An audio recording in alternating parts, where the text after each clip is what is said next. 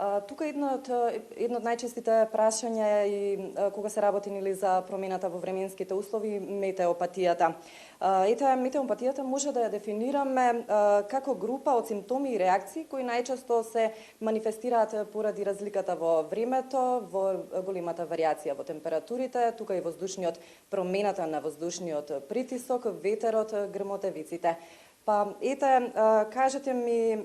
кога за еден човек би можеле да знаеме дека е метеопат?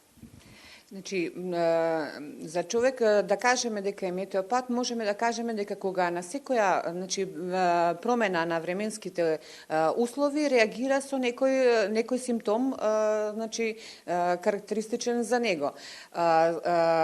Можеме да кажеме дека како резултат на таквите временски нагли промени,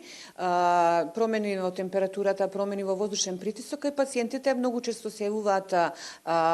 симптоми во смисол на болки во целиот организам, значи особено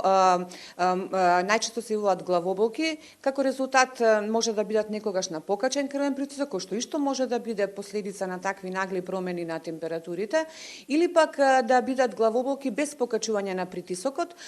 други, значи болки на други делови од телото, кај пациенти кои што се со ревматски заболувања, или пак пациенти кои што имаат други промени во нивниот локомоторен систем и секогаш при нагли промени реагираат со болка. Потоа, значи, како резултат на промените во притисокот и во температурните разлики кои што се големи, можеме да кажеме не само дневно-нокни се исто така големи разлики, може да се јават промени во кај пациенти кои што имаат проблеми со кардиоваскуларниот систем или пак значи општо земено, значи васкуларни промени, значи на сите крвни садови, така да можеме да, значи при вакви нагли промени можеме да очекуваме зголемен број на пациенти кои што имаат проблеми со болки во гради, стегање во гради, потоа појава на зголемен број на пациенти кои што ќе развијат мозочни удари,